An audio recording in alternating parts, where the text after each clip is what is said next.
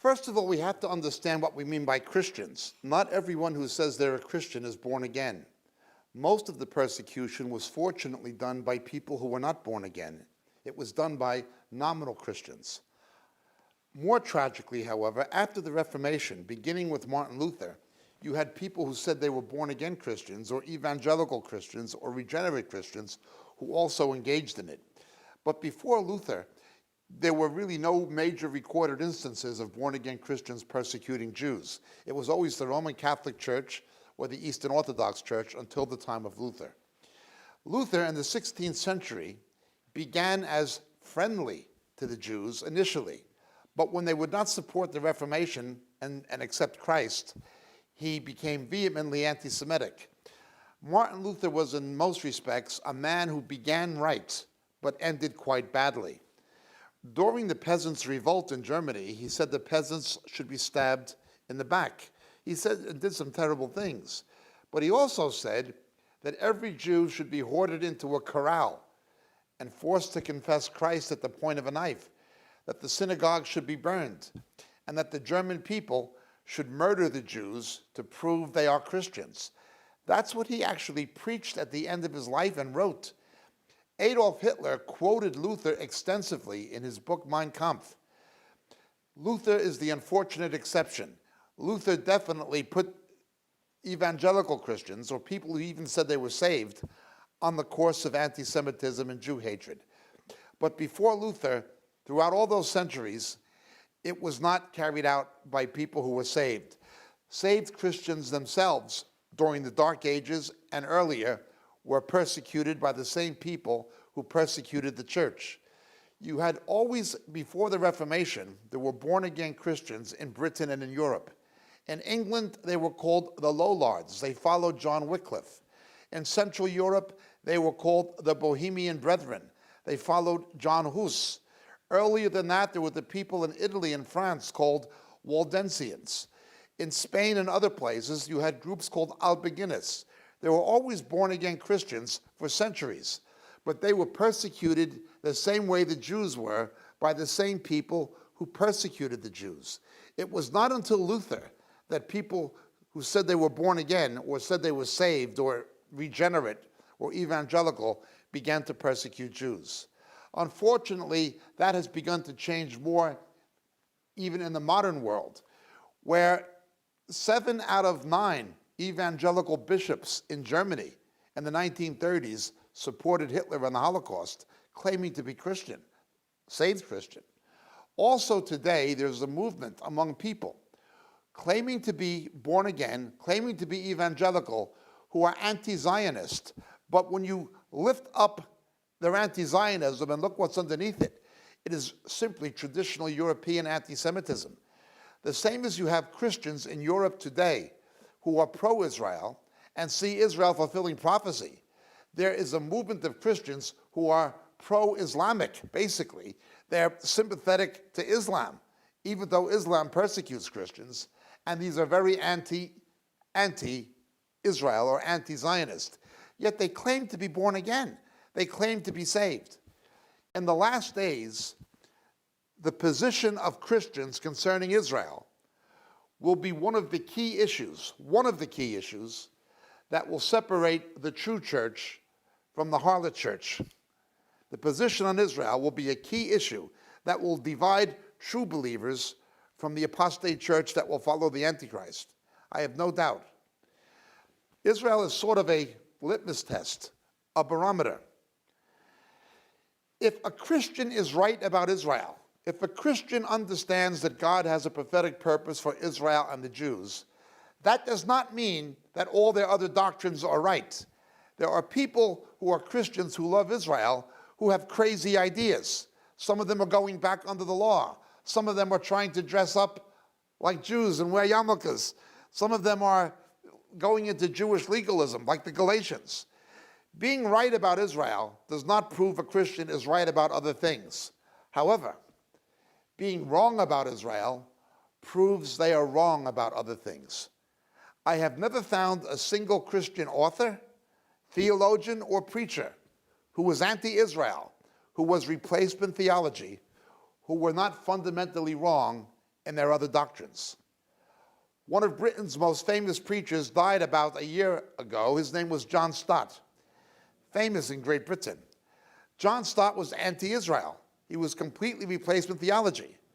But John Stott was also highly ecumenical. John Stott believed in all kinds of things, including annihilationism. He taught people that we can't say that there's a hell and an eternal judgment.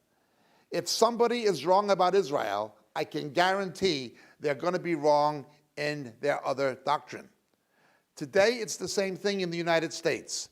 You have people such as Bill Hybels and his wife, a major church in Chicago, based on marketing.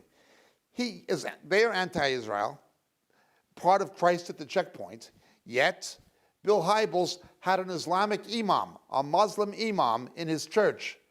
After the September 11th attacks in New York, he had a Muslim explaining Islam to people who said they were born-again Christians.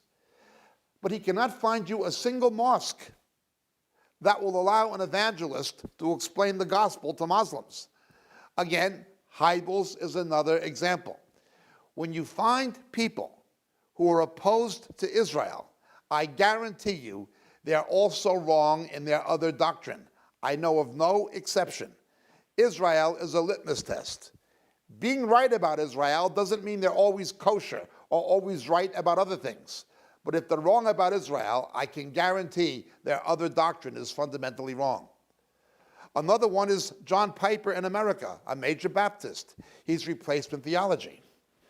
John Piper is now endorsing Rick Warren's Global Peace Plan.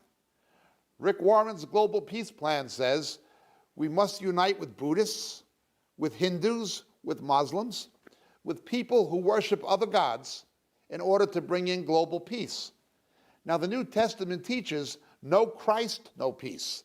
There's only peace when Jesus is the Prince of Peace. Moses called other gods demons, shedim in Hebrew.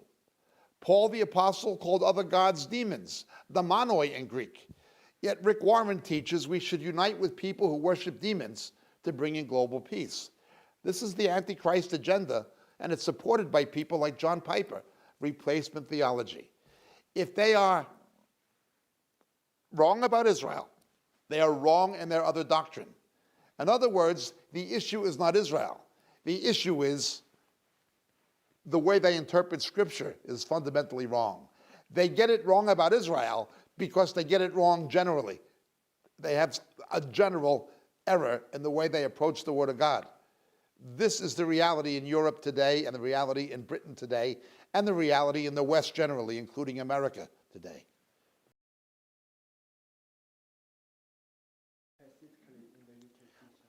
Yes, to understand the history of anti-Semitism and Jewish persecution in Great Britain, in the UK, which was mainly in England, we have to understand anti-Semitism in the context of medieval politics generally. In the scriptures, Jews were a nation of farmers and soldiers. Their life, their culture was built around faith, family, and farming. And they were all soldiers. The whole nation was a nation of soldiers, as is modern Israel today. When they were driven from their land under the judgment of God, according to the curses of the Torah in Leviticus 26, Deuteronomy 28, they were sent into the diaspora to be regathered in the last days. But once they lost their land and came into Europe, if a Jew had a farm, his barn would be burned. His land would be confiscated in a pogrom. Jews couldn't be farmers anymore. That's how they always made their living. They were forced into certain professions and certain livelihoods by anti-Semitism. They were forced to be merchants because they couldn't have lands. In the Middle Ages, medicine was seen as a low, degrading profession because it involved handling blood. Who do we get to do a bloody job? Get a bloody Jew. They forced Jews into the medical profession. In those days, the medical profession, of course, was not scientific. It was barbers letting blood out of people and things like this. But that's essentially the way that they did it. Jews were forced into medicine. Jews were always being accused falsely of ridiculous things. such as using the blood of Christian babies to make Passover matzah, and they were all these charges. They were forced into law to defend themselves because nobody else would defend them legally. They were forced into law and medicine by anti-Semitism. They were forced into merchant trades. But what happened in England and in parts of Europe, above all, was usury. The kings and nobility of medieval Britain and Europe used the Jews to carry out money lending for interest in order to reap taxation. They used the Jews as their tax collectors. They needed banking. They couldn't survive without it. But because of prohibitions against charging interest and usury, Catholics, Christians couldn't do it. Once again, who do we get for this dirty business? Get a dirty Jew. That's how they looked at it. Jews were forced to become moneylenders by the nobility and the royalty of Britain and Europe. The proceeds would be very, very heavily taxed by the monarchies and the nobility. They had no choice in it. But this caused the resentment of the Jews. They were fingered as, you're the merchants, you're the moneylenders, you're the evil people. When in fact, they were forced into these things. They had no choice in order to survive but to do it. Well, the first pogrom that resulted from this was in the city of Norwich in England in the year 1060. That was the first major pogrom that happened in Britain, in England.